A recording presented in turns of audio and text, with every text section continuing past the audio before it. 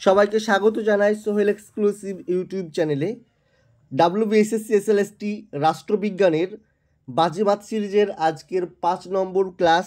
সেখানে আমরা সম্পূর্ণ সিলেবাস থেকে বেশ কয়েকটি গুরুত্বপূর্ণ এমসিকিউ প্রশ্ন দেখে নেব। চলো দেখে নিই।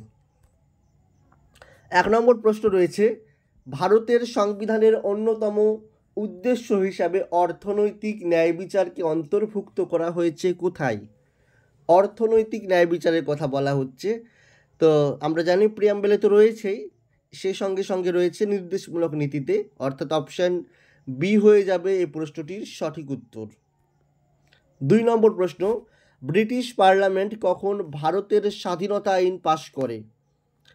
সঠিক উত্তর হয়ে যাবে অপশান এ, 18 জুলাই 1947 সালে ইন্ডিয়ান ইন্ডিপেন্ডেন্স অ্যাক্ট বা ভারতের স্বাধীনতা আইন পাশ হয়।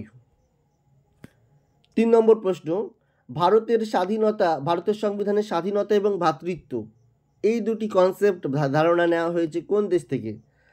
সঠিক উত্তর হয়ে যাবে অপশান সি, ফ্রান্স। আচ্ছা, যারা যারা মক টেস্ট দিতে চান আপনারা, প্রতিটা অধ্যায় ভিত্তিক হবে না আপনাদের, শুধুমাত্র পুরো সিলেবাস থেকে মক টেস্ট হবে এবং গ্রুপ ভিত্তিক ABCD এবং সিলেবাস থেকে 60 মার্কসের যেরকম মক টেস্ট পরীক্ষায় প্রশ্ন থাকবে সেই রকম মক টেস্ট থাকবে। ব্যাচে অ্যাডমিশন শুরু হয়ে গেছে, ক্লাস শুরু হবে 15ই আগস্ট থেকে। 15ই আগস্ট থেকে শুরু হয়ে যাবে। যারা যারা আগ্রহী অবশ্যই যোগাযোগ করবেন 7679955216 এই নম্বরে। কোর্স ফির কথা বলি, এখানে মাত্র 500 টাকা লাগবে কোর্স ফি, যেটা 15 তারিখ থেকে শুরু হবে সেটার জন্য। সম্পূর্ণ মক টেস্ট যেটা আপনার অধ্যায় ভিত্তিক পাবেন না, আপনারা পুরো সিলেবাস থেকে শুধুমাত্র পাবেন। নেক্সট 4 নম্বর প্রশ্ন রয়েছে, নিম্নলিখিত কোন অনুচ্ছেদে একজন ব্যক্তি স্বেচ্ছায় বিদেশি রাষ্ট্রের নাগরিকত্ব অর্জনের কথা বর্ণনা করা হয়েছে যাতে নাগরিক হন না? উত্তর হবে অপশন ডি, 9 নম্বর ধারা। 5 নম্বর প্রশ্ন রয়েছে, ভারতীয় সংবিধানের কোন অনুচ্ছেদে অপরাধের জন্য দোষী সাব্যস্ত হওয়ার ক্ষেত্রে সুরক্ষা নিশ্চয়িত করা হয়েছে? সঠিক উত্তর হয়ে যাবে 20 নম্বর ধারা, অর্থাৎ অপশন বি। নিচের কোনটি সংখ্যালঘুদের স্বার্থ রক্ষা করে?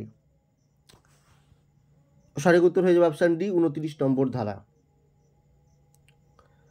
7 নম্বর প্রশ্ন, সমান ন্যায় বিচার এবং বিনামূল্যে আইনি সহায়তা ভারতের সংবিধানে অন্তর্ভুক্ত রয়েছে কোথায়? এটা জানি আমরা, DPSP-তে আছে। উত্তর অপশন বি, ধারা 39-এর ক। অস্পৃশ্যতা বিলোপের জন্য কে আইন প্রণয়ন করতে পারে? অস্পৃশ্যতা বিরোধের জন্য আইন প্রণয়ন করতে পারে কে? এই প্রশ্নটির সঠিক উত্তর হয়ে যাবে অপশন এ, 17 নম্বর ধারা অনুসারে। নেক্সট, ভারতের সংবিধানে নিম্নলিখিত কোন ধারাটি সংবিধানের ভূখণ্ড জুড়ে অবাধ চলাচলের অধিকারকে নিশ্চয়তা প্রদান করে? যে কোনো জায়গায় ভূখণ্ডে চলাচলের জন্য যে স্বাধীনতা রয়েছে সেটাকে নিশ্চিত করে কোন নম্বর ধারা? উত্তর হয়ে যাবে সঠিক অপশান সি, অর্থাৎ 19-এর 1-এর ঘ। 19-এর 1-এর ঘ হয়ে যাবে সঠিক উত্তর। ঠিক আছে, এটা চ হবে, 19-এর 1-এর ঘ। নেক্সট 10 নম্বর প্রশ্ন, জাতীয় জরুরি অবস্থার সময় নিম্নলিখিত কোন মৌলিক অধিকারগুলি স্বয়ংক্রিয়ভাবে বিলুপ্ত হয় না? আমরা জানি যে অপশান সি সঠিক উত্তর হয়ে যাবে, 20 নম্বর এবং 21 নম্বর ধারা বিলুপ্ত হয় না। 11 নম্বর প্রশ্ন রয়েছে, জাতিসংঘের, মানে এটা ইউএনও হবে, জাতিপুঞ্জের বা জাতিসংঘের প্রধান প্রশাসনিক কর্মকর্তা কে? সঠিক উত্তর হয়ে যাবে অপশান বি, মহাসচিব। 12 নম্বর প্রশ্ন, একটা স্তম্ভ রয়েছে, স্তম্ভ মেলাতে বলছে। এখানে আন্তর্জাতিক বিচার আদালত এটা রয়েছে কোথায়? হেগ শহরে। তার মানে 1-এর সাথে গ, একটা অপশানে রয়েছে আমরা দেখতে পাচ্ছি, তাহলে 1-এর সাথে গ, এই নম্বর অপশান সঠিক হয়ে যাবে। 1-এর সাথে গ, 2-এর সাথে মিলিয়ে দিই, খাদ্য এবং কৃষি সংস্থা রয়েছে ক রোমে। ইউনিসেফ রয়েছে নিউ ইয়র্কে। আর বিশ্ব বাণিজ্য সংস্থা জেনেভা।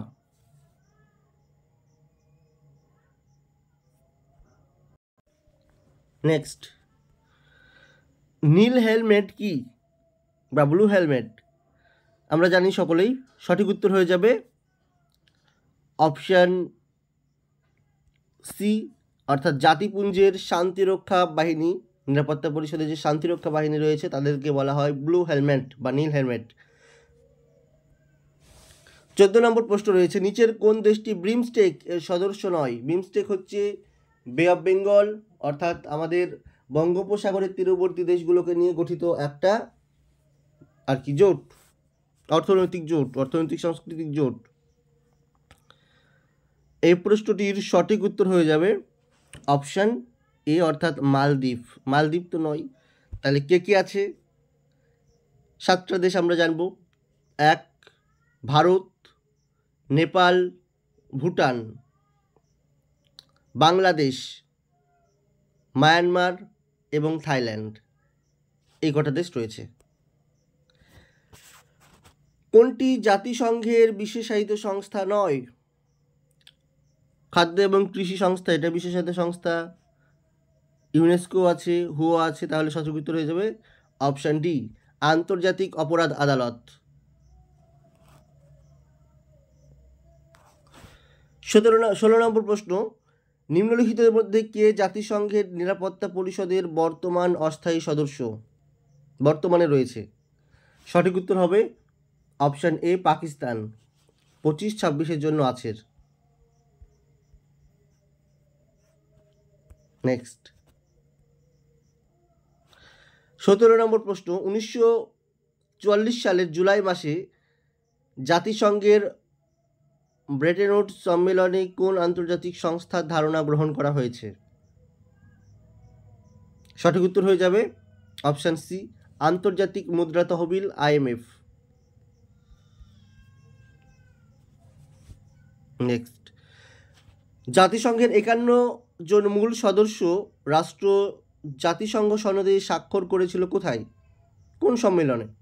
সহজ প্রশ্ন রয়েছে, সঠিক উত্তর হবে অপশান সি, সান ফ্রান্সিসকো সম্মেলনে 1945 সালে।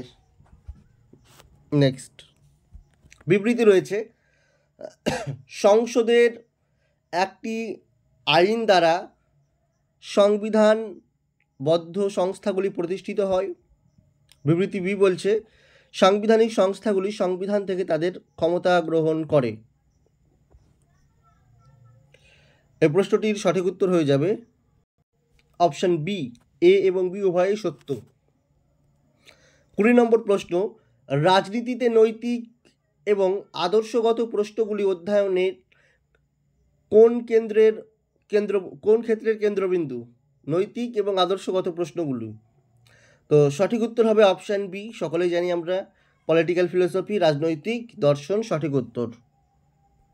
21 নম্বর প্রশ্ন, ইতিহাস হলো অতীত রাজনীতি এবং রাজনীতি হলো বর্তমান ইতিহাস, কে বলেছেন? এই প্রশ্নটির সঠিক উত্তর হবে অপশান এ, জন সিলি। 22 নম্বর প্রশ্ন, রাষ্ট্রবিজ্ঞানের প্রাথমিক বিষয়বস্তু কোনটি? রাষ্ট্রবিজ্ঞানের প্রাথমিক বিষয়বস্তু হলো, সঠিক উত্তর হয়ে যাবে option C, state and power, অর্থাৎ রাষ্ট্র এবং ক্ষমতা। 23 নম্বর প্রশ্ন রয়েছে, আচরণবাদী দৃষ্টিভঙ্গির একজন প্রধান প্রবক্তাকে চিনি আচরণবাদকে 8টি বুদ্ধিভিত্তিক ভিত্তিপ্রস্তর সম্পর্কে কথা বলেছেন। আচরণবাদের 8টি, এটা সহজ প্রশ্ন রয়েছে, সঠিক উত্তর হয়ে যাবে আমরা সকলে জানি অপশান বি, ডেভিড স্টন। আচরণবাদের 8টি বৈশিষ্ট্যের কথা বলেছেন, পরীক্ষা আসতে পারে। নেক্সট, উত্তর আচরণবাদের মূল স্লোগান কি ছিল? উত্তর আচরণবাদের সঠিক উত্তর হয়ে যাবে অপশান বি, প্রাসঙ্গিকতা এবং কর্ম।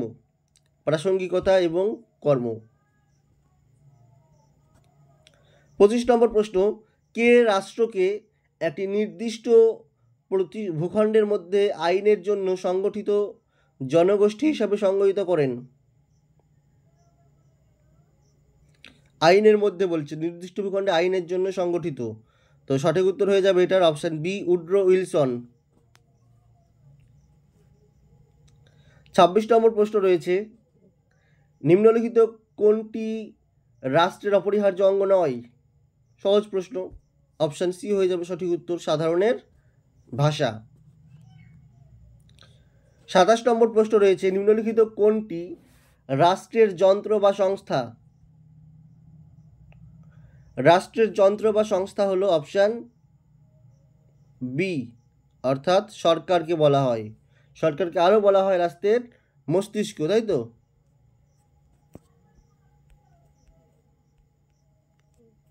মস্তিষ্কও বলা হয়। 28 নম্বর প্রশ্ন রয়েছে, টমাস হবসের প্রকৃতির রাজ্য যেমন ছিল? কেমন ছিল প্রকৃতির রাজ্য? অপশন বি হয়ে যাবে সঠিক উত্তর, অর্থাৎ একাকী, দারিদ্র, জঘন্য, পাশবিক এবং ক্ষণস্থায়ী।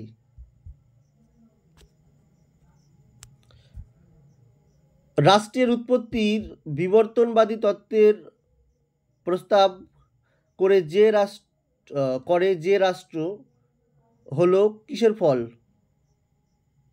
রাষ্ট্র কিসের ফল? বিবর্তনবাদীরা কিসের কথা বলে? সঠিক উত্তর হবে অপশন সি, দীর্ঘ সময় ধরে ধীর গতিতে বিকাশ। 30 নম্বর প্রশ্ন, গান্ধীজির অছি ব্যবস্থার ধারণাটি বোঝায় যে, কি বোঝায়? সঠিক উত্তর হবে অপশন বি, ধনীদের তাদের অতিরিক্ত সম্পদ সমাজের জন্য অছি হিসাবে রাখা উচিত। আজকের সবার জন্য একটা টেস্ট প্রশ্ন থাকছে, সকলকে লিখে জানাতে হবে অবশ্যই কমেন্ট করে। দ্য রিপাবলিক গ্রন্থটি যা একটি আদর্শ রাষ্ট্র নিয়ে আলোচনা করে, কার লেখা? Aristotle, Plato, Machiavelli, Hobbes. Aristotle, Plato, Machiavelli, Hobbes. এই প্রশ্নটার উত্তর সকলেই আর কি লিখে জানিয়ে দেবেন। ঠিক আছে, আজকের মতো এখানে রাখছি, দেখা হবে পরবর্তী ক্লাসে। সে পর্যন্ত সবাই ভালো থাকবেন, ধন্যবাদ সবাইকে।